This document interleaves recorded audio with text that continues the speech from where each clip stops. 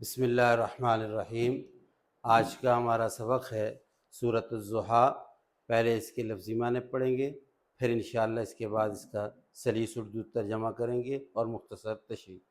تو آئیے سب سے پہلے ہم اس کے لفظی معنی کرتے ہیں۔ سورۃ الضحیٰ میں سب سے پہلا لفظ ہے والضحیٰ۔ اب یہ دیکھیے گا، یہ جو سب سے پہلے یہ واو ہے، یہ واو جو ہے اس کی مختلف عربی میں قسمیں ہوتی ہیں۔ یہاں پر جو واو ہے اس کا یہ قسمیہ کہلاتا ہے، اس کا ترجمہ کیا جاتا ہے قسم ہے، یعنی کسی چیز کی قسم کھائی جاتی ہے تو وہاں بھی واو کا استعمال کیا جاتا ہے۔ ضحیٰ جو ہے صبح کے روشنی چڑھنے کو کہتے ہیں۔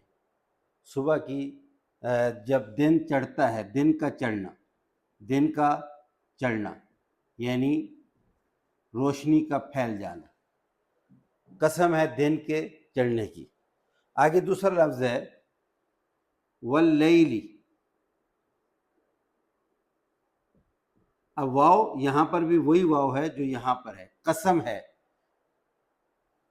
یہی ترجمہ کریں گے قسم کئی۔ اور لیل کا مطلب ہوتا ہے رات۔ اذا کے معنی ہوتے ہیں جب۔ سجا، یہ لفظ ہے سجا کے معنی ہوتے ہیں چھا جانا۔ والضحیٰ قسم ہے دن کے چڑھنے کی، واللیل اذا سجا اور قسم ہے رات کی جب وہ چھا جاتی۔ یہ دو قسمیں کھائیں گی۔ آگے فرمایا یہ ما ودعک، یہ لفظ ہے ماں کے معنی ہوتے ہیں نہیں ہے،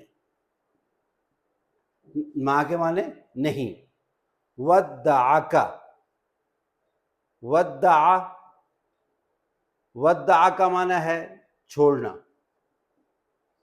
اور کا ضمیر ہے، یہ پہلے بتا چکا ہوں۔ کا مطلب ہوتا ہے آپ کو، یہ مخاطب کی ضمیر کہلاتی ہے آپ کے لیے۔ ما ودعک، آپ کو نہیں چھوڑا۔ ربک کا مطلب ہے رب کا مطلب رب، کا مطلب آپ کا، یعنی آپ کے رب نے۔ ربک کا مطلب آپ کے رب۔ ما ودعک ربک۔ اور نمبر 2 وما، واو کے معنی اور، ما کا مطلب نہیں۔ وما قلا کا مطلب ناراض ہونا، یعنی نہ تو آپ کے رب نے آپ کو چھوڑا ہے اور نہ ہی آپ کا رب آپ سے ناراض ہوا ہے۔ وما قلا وللآخرۃ۔ اب یہ جو واو ہے یہاں بھی مانا ہے اور، آخرۃ کا مطلب ہے بعد میں آنے والی زندگی، بعد میں آنے والی زندگی یعنی آخرت۔ وللآخرۃ خیرن کا لفظ یہ عام ہے، پہلے بھی گزر چکا۔ خیرن کا مطلب ہے بہتر ہے۔ لکا کا مطلب آپ کے لیے، لام کے لیے یہ پہلے بتا چکا ہوں، اور کا مطلب آپ، یعنی آپ کے لیے۔ وللآخرۃ خیر لک من الاولی، من کا مطلب ہوتا ہے سے۔ اولا کہتے ہیں پہلی زندگی۔ اب یہاں مراد آخرت سے مراد مرنے کے بعد آنے والی زندگی، اور اولا سے مراد دنیا کی زندگی، یعنی دنیا کی زندگی سے آخرت کی زندگی آپ کے لیے بہت بہتر ہے۔ اس کے بعد جی وَلَسَوْفَ، یہ جو لفظ ہے واو کے معنی اور، سوف کا مطلب ان قریب۔ وَلَسَوْفَ اور ان قریب۔ یعطیک کا مطلب وہ دے گا، کا مطلب آپ کو، وہ آپ کو دے گا۔ یعطیک وہ آپ کو دے گا۔ وَلَسَوْفَ یعطیک ربک، کون دے گا جی؟ ربک آپ کا رب، یعنی آپ کا رب ان قریب آپ کو دے گا. فترضا، فترضا کا مطلب پس، فا کا مطلب پس، ترضا آپ راضی ہوں گے، یعنی آپ کا رب آپ کو اتنا دے گا کہ آپ راضی ہو جائیں گے. وَلَسَوْفَ يُعْطِيكَ رَبُّكَ فَتَرْضَىٰ. اس کے بعد آگے جی علم. علم کا مطلب ہوتا ہے کیا نہیں. حمزہ جو ہے یہ استفہام کا ہے اور لم کا مطلب نہیں. علم کیا نہیں. یجد کا، یجد کا مطلب یجدہ، یجد کا مطلب ہوتا ہے پایا، کا مطلب آپ کو، یعنی کیا نہیں پایا آپ کو. یتیمن، یتیم کا مطلب یتیم یعنی بغیر باپ کے. علم یجد کا یتیمن فآوا، فآوا کا مطلب جگہ پس، فا کا مطلب ہوتا ہے پس جگہ دی. علم یجد کا یتیمن فآوا ووجدک، وہی لفظ ہے جی، ووجدک اور وجدک آپ کو پایا. ووجدک عائلن، عائلن کا مطلب تنگ دست.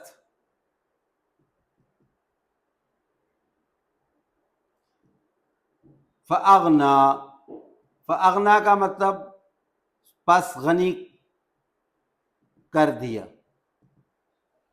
ووجدک عائلن فاغنا. فاما الیتیم، علم یجد کا یتیمن فآوا ووجدک ضالا فہدا، سوری، ووجدک ضالا فہدا. ووجدک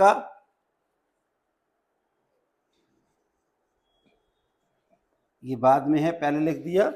ووجدک ضالا، ضالن کا مطلب ناواقف. ووجدک اور آپ کو پایا ضالن ناواقف. فہدا، فہدا پس راہ دکھائی. اس کے بعد پھر ہے ووجدک اور پایا آپ کو عائلن. عائلن کا مطلب اور پایا آپ کو عائلن تنگ دست. فاغنا، فاغنا کا مطلب پس غنی کر دیا. ووجدک عائلا فاغنا. اب آگے تین حکم دیے. فاما الیتیم، فاما الیتیم، فاما کا مطلب پس جو، یتیم کا مطلب یتیم. فاما الیتیم فلا تنہر، فلا تقہر، سوری.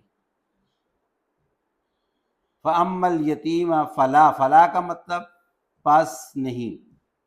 تقہر، تقہر کا مطلب قہر کرنا، غصہ کرنا، یعنی یتیم پر غصہ مت کیجیے. وَأَمَّا السَّائِلَ، واو کا مطلب اور، اما کا مطلب جو، السائل. وَأَمَّا السَّائِلَ، سائل کہتے ہیں مانگنے والا. وَأَمَّا السَّائِلَ اور مانگنے والا، فلا تنہر، فلا تنہر. فلا کا مطلب وہی ہے پس نہیں. تنہر، تنہر کا مطلب ڈانٹنا. یعنی سائل کو ڈانٹیے مت. وَأَمَّا السَّائِلَ فَلَا تَنْهَرْ وَأَمَّا بِنِعْمَةِ رَبِّكَ فَحَدِّثْ.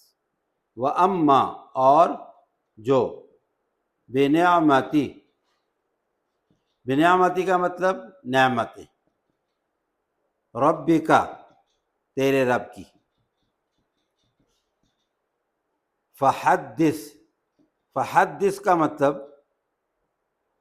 بیان کیجیے، بیان کیجیے. یہ ہے جی اس کے لفظی معنی. اب اس کا صحیح ترجمہ سمجھیے جی. سب سے پہلے وَالضُّحَىٰ وَاللَّيْلِ إِذَا سَجَىٰ، یہ دو قسمیں کھائیں اللہ تعالیٰ. یہ سمجھیے گا، پہلی قسم کھائی صبح کے طلوع ہونے کی قسم، اور قسم ہے رات کی جب وہ چھا جائے، یہ دوسری قسم. دو قسمیں کھائیں، اور اس کے بعد فرمایا کہ ما ودعک، دو باتیں کہی ہیں. یہ دو قسمیں کھا کر کے دو باتیں ثابت کی ہیں. نمبر ایک، ما ودعک، نہیں چھوڑا آپ کو، رب کا آپ کے رب نے، وما قلا، دوسری اور نہ ہی ناراض ہوئے. یعنی نہ تو آپ کے رب نے آپ کو چھوڑا ہے، وما قلا، اور نہ ہی آپ کا رب آپ سے ناراض ہوئے. اب اس کے بعد ایک بہت بڑی خوشخبری دی، وَلَلْآخِرَةُ خَيْرٌ لَكَ مِنَ الْأُولَىٰ. یہ ایک خوشخبری دی. نمبر ایک کہ آپ کے لیے اللہ تعالیٰ نے دنیا کی زندگی سے زیادہ بہتر آخرت کی زندگی بنائی. یعنی دنیا تو کچھ بھی نہیں ہے. یہاں پر جو یہ کہہ رہے ہیں کہ جی آپ کا رب آپ کو چھوڑ دیا اور آپ سے ناراض ہو گیا، یہ تو دنیا کی زندگی تو کچھ بھی نہیں ہے.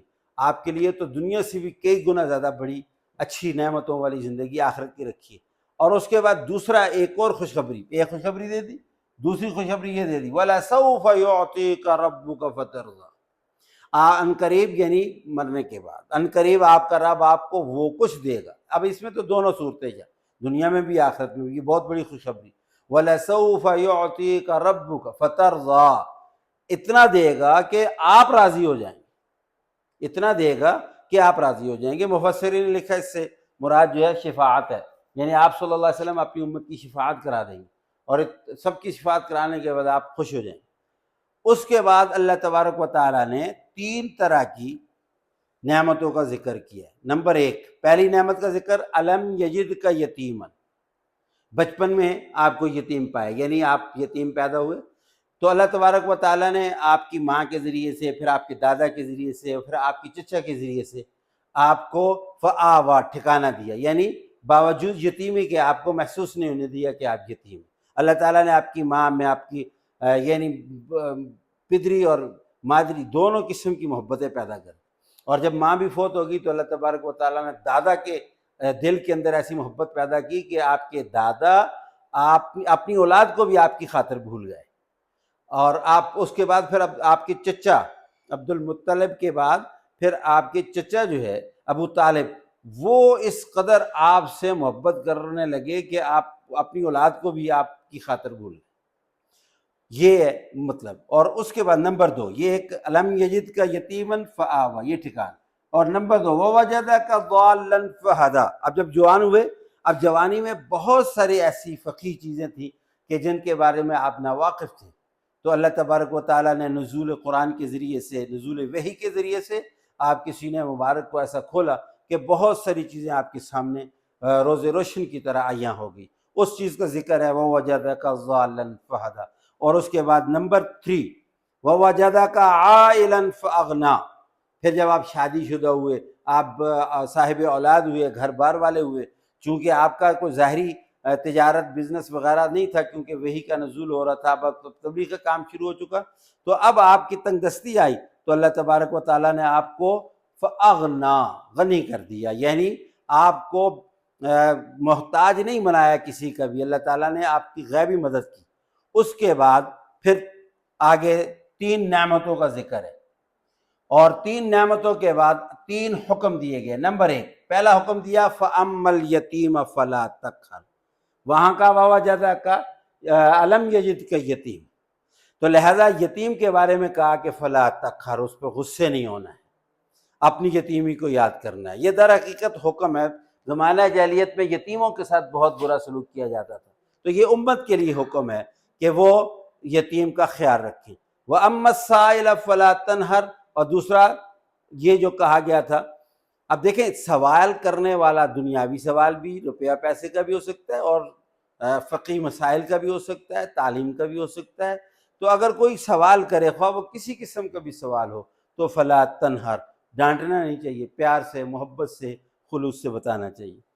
اور تیسری نعمت کا جو ذکر، تیسرا جو حکم ہے، وَأَمَّا بِنِعْمَةِ رَبِّكَ فَحَدِّثْ، اللہ تبارک و تعالیٰ نے جتنی بھی نعمتیں عطا کی ہیں، دینی دنیاوی تعلیم کی، صلاحیتوں کی، جو بھی نعمت اللہ نے عطا کی ہیں، ان کا اظہار ہونا چاہیے۔ فحدث کا مطلب اظہار ہونا چاہیے، یعنی ان کو اس طرح سے رکھنا کہ دوسروں کو پتہ نہ چلے۔ جیسے اللہ تعالیٰ نے کسی کو مال و دولت سے نوازا ہے اور وہ غریبوں کی طرح رہتا ہے، تو یہ غلط ہے، بلکہ اس کو ایسے رہنا چاہیے کہ اس کی جسم سے، اس کی باڈی سے یہ ظاہر ہونا چاہیے کہ ہاں اللہ تعالیٰ نے اس کو نعمتوں سے نوازا ہو۔ یہ بھی اس کا بیان ہے، اور یہ اللہ تعالیٰ کی بھی شکر گزاری بھی ہے۔